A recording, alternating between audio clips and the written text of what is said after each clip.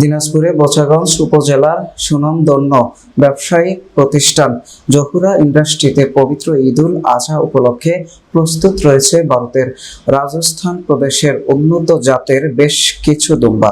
দিনাজপুর প্রতিনিধি শামসুল আলম পাঠানো তথ্য ও ভিডিও চিত্রে দেখুন বিস্তারিত।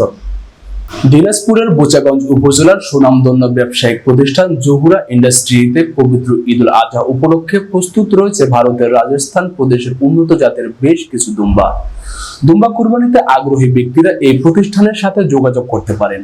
দুম্বা পালন কিংবা খামার করার আগ্রহের বিষয়ে জহুরা ইন্ডাস্ট্রিজের স্বত্বাধিকারী বিশিষ্ট শিল্পপতি আলহাজ মোহাম্মদ আব্দুল হান্নান এর সাথে কথা হলে তিনি জানান, মূলত তিনি শখের বশবর্তী হয়ে 2016 সালে ভারতের রাজস্থান প্রদেশ থেকে 5 থেকে 7টি দুম্বা এনেছিলেন। সেগুলো সঠিকভাবে পরিচর্যা করায় বছরে বছরে সেগুলো বৃদ্ধি পেয়েছে।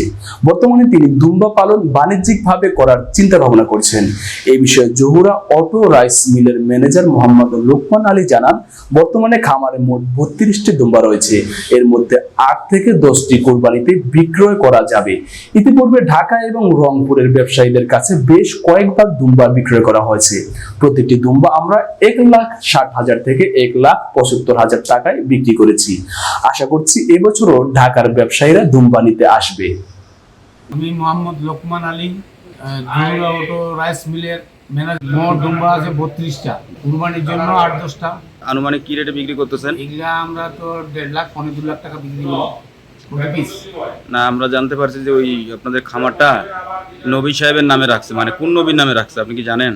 আমাদের বিশ্ব নবী হযরত মুহাম্মদ মুস্তাফা সাল্লাল্লাহু আলাইহি ওয়াসাল্লাম। কি জাতের এগুলো? এটা রাজস্থান।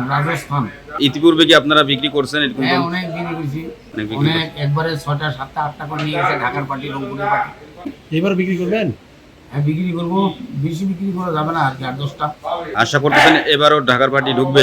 ঢুকবে তো অবশ্যই।